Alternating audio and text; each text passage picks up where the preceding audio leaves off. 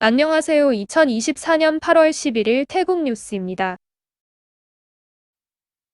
파타야 영화제 2024 행사가 8월 21일부터 25일까지 센트럴 마리나와 터미널 21 쇼핑몰 등지에서 열립니다. 파타야시는 파타야를 유네스코 창의 도시 네트워크의 일원이 되는 것을 목표로 하고 있다고 설명하고 있습니다. 방콕 저프라야 강변에 위치한 와나룬 사원과 치앙마이의 이빙 축제가 세계 야경유산으로 인정받았다고 합니다. 와나룬 사원은 새벽 사원으로도 불리며 태국 관광청의 로고로 사용될 정도로 태국 관광산업의 아이콘이라고 합니다. 또 이빙 축제는 고대 란나문화 전통의 축제인데 러이끄라통 때 타 지역에서는 물에 끄라통을 띄우지만 산간지대인 치앙마이에서는 풍등을 날리는 것으로 유명합니다. 파타야에도 길이 17.37km의 경전철 건설이 추진됩니다. 파타야 시내 10곳의 역이 건설되며 타프라야 교차로부터 동부 국립경기센터까지 건설이 추진된다고 하네요. 12일 태국 어머니 날을 맞아 수도권 전철 퍼플과 블루, 옐로우와 핑크라인은 아이와 함께 여행하는 엄마들에게 하루 동안 요금을 면제한다고 합니다. 당일 매표소에서 무료 티켓을 요청하면 받아서 이용할 수 있는데 아이는 요금을 지불해야 한다고 하네요. 직원들에게 줄 보너스를 횡령 후 도주한 여성이 사모프라간 프라프라댕 지역에서 체포되었습니다. 검거된 여성은 수코타이 왕텅텅 지역의 행정기관에서 재무 업무를 담당하고 있었는데 직원들의 보너스 수십만 바트를 빼돌려 흥청망청 써버렸다고 합니다. 이에 대한 수사가 시작되자 2016년부터 잠적해 전국을 떠돌며 은신하고 있었다고 하네요. 품 상무부 장관은 150개사의 기업가들을 상무부로 불러 국민들의 생활비 부담을 완화할 수 있도록 가격을 인하해 줄 것을 요구했다고 합니다. 환경범죄수사국은 허가 없이 몰래 난강에서 모래를 채취한 5명의 용의자를 체포하고 이들에게 돈을 뗀 2명에 대한 체포영장을 청구했습니다. 현장은 난강에서 1km 떨어진 곳인데 불법으로 모래가 채취되면서 큰 구덩이가 생겨 강물의 범람을 초래할 수도 있는 상황이라고 합니다. 빠따니 지방에서 연쇄 폭탄 테러가 발생하자 인접한 나라티와 경찰은 주요 도로의 검문 검색을 강화하고 있습니다. 메콩강의 수위가 상승하면서 당국은 강변 저지대 주민들에게 침수에 대비해 줄 것을 촉구하고 있습니다. 베트남으로부터 라오스 북부로 열대성 저기압이 이동하면서 많은 비가 예상되고 있어 앞으로 메콩강의 수위가 높아질 것으로 예상된다고 합니다. 경찰 행세를 하면서 40만 바트를 사취한 46세 남성이 논타부리 무앙 지역의 사원에서 체포되었습니다. 검거된 남성은 피해자의 남자친구가 마약 사건에 연루되어 체포되자 이를 무마해준다고 속여 40만 바트를 뜯어냈다고 합니다. 마약 단속국은 방콕 크롱사마 지역의 사원에 기거하는 승려 68명에 대한 소변 검사를 실시했습니다. 주민의 신고로 검사가 실시되었는데 이 중 20명에게서 마약 양성 반응이 나왔고 수색을 통해 여러 종류의 마약을 발견해 압수했다고 합니다. 아유타야 지방에 위치한 조선소에서 폭발 사고가 발생해 작업자 2명이 숨지고 4명이 중경상을 입는 사고가 발생했습니다.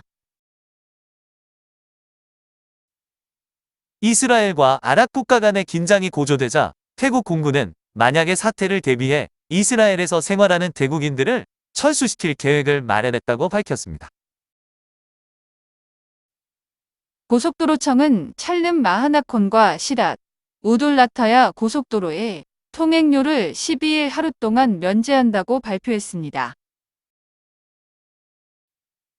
중앙수사국에는 관광비자로 한국과 영국에서 일할 수 있다는 말에 속아 여행사에 돈을 건넸던 피해자들이 피해 신고를 접수했습니다. 사무방간에 위치한 여행사는 관광비자로 한국과 영국에서 일할 수 있다면서 피해자 300명을 끌어모았는데 피해액은 2,400만 바트이 넘는다고 합니다. 관광비자로 다른 나라에 입국해서 일할 수 있다는 말을 믿은 것도 문제라고 생각되네요. 이번 파리올림픽에서 태국의 첫 번째 금메달은 태권도에서 나왔습니다. 파니팍 선수는 올림픽 두 번째 금메달을 획득했는데 선수와 국민들은 태국으로 귀화한 차차이 최 감독에게 진심으로 감사를 표시하고 있다고 합니다. 태국 헌법재판소는 만장일치로 태국 제1야당인 까오클라이당의 해산을 결정했습니다. 재판부는 까오클라이당이 국왕을 원수로 하는 민주정부 체제를 전복하려 했다고 보고 당 간부들에 대해 10년간 정치활동을 금지하도록 명령했습니다. 의원직을 박탈당하고 정치활동도 못하게 된 피타 전 대표는 국민을 버리지 않을 것이라면서 시민으로서 의무를 다할 것이라고 밝혔습니다. 하루아침에 소속 정당을 잃게 된 140명이 넘는 의원들은 곧 새로운 정당을 창당할 것이라고 밝혔습니다. 새로운 당의 당명은 국민의당으로 국민에 의한 국민을 위한 정당이 될 것이라면서 2027년 총선에서 승리를 목표로 한다고 설명했습니다. 국민의당에는 143명의 국회의원이 소속될 예정입니다. 푸어타이당 소속의 짜뚜론 의원은 자신의 SNS에 헌법재판소의 정당 해산 판결은 문제가 있고 상권 분립이 제대로 이루어지지 않고 있다면서 헌법 개정을 제안했습니다.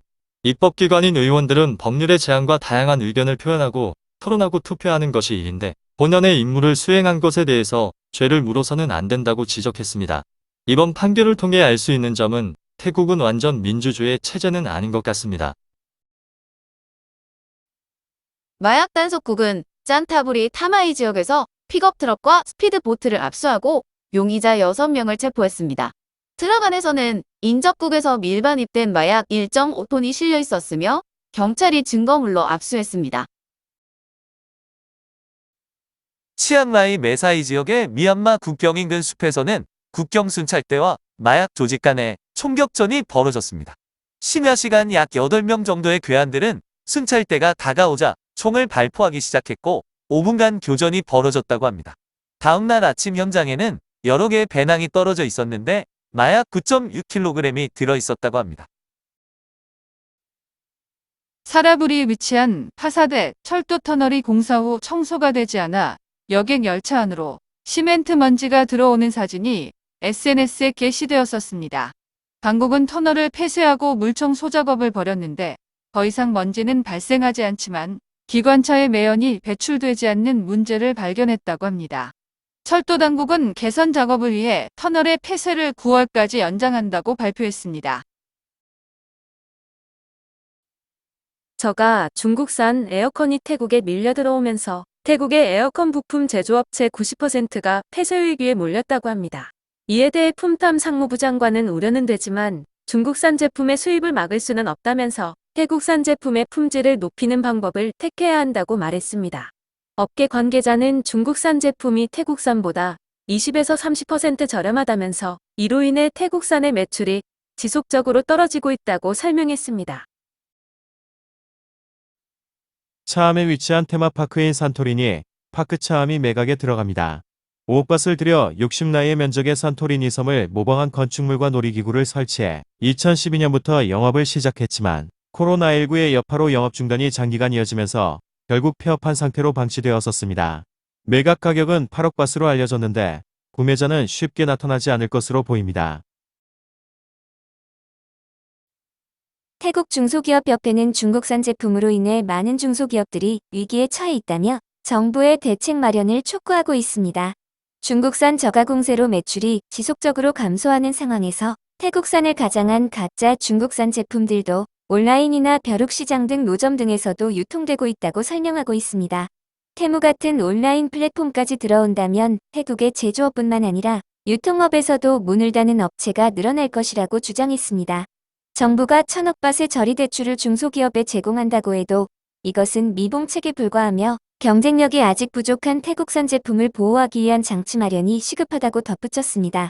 하지만 정부는 중국으로의 수출과 여행기 유치, 전기차 관련 투자 유치에 주력하고 있어 대책 마련은 쉽지 않을 것으로 보입니다. 산업연맹에 따르면 올해 상반기 신규 공장은 1,009개가 들어섰으며 폐업한 공장은 667개였다고 합니다. 한 달에 약 111개의 공장이 폐업했는데 대부분 중소기업들이었다고 하네요. 태국 각지에서 홍수가 발생하면서 렙토스피라증 환자가 증가하고 있습니다. 보건부에 따르면 7월까지 보고된 환자 수는 1952명으로 이 중 24명이 숨졌습니다. 렙토스피라증은 쥐와 돼지 등 동물의 배설물이나 오염된 물, 토양, 음식으로부터 피부와 이불통에 감염되는데 감기와 유사한 증상을 보이다가 중증화되면 사망에 이를 수도 있는 무서운 질병입니다. 태국에서는 하반기로 갈수록 환자가 늘어나는데 여행자나 교민께서는 침수된 도로에 들어가는 것을 삼가해야겠습니다. 현대차가 2026년부터 전기차와 전기차용 배터리를 태국에서 생산합니다. 태국투자위원회는 현대차의 태국 내 전기차 생산에 대해 세금 감면 등의 투자 혜택 부여를 승인했습니다. 현대차는 10억 바트를 투자해 태국 자동차 조립사와 제휴의 생산에 들어갈 계획입니다.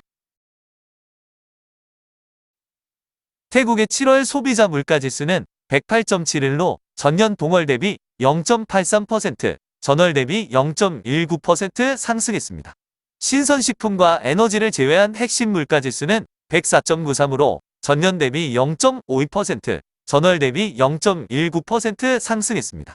상무부는 올해 물가 상승률을 0에서 1%로 예상하고 있는데 태국의 경기 침체가 매우 빠르게 진행될 수도 있다는 관측도 나오고 있습니다.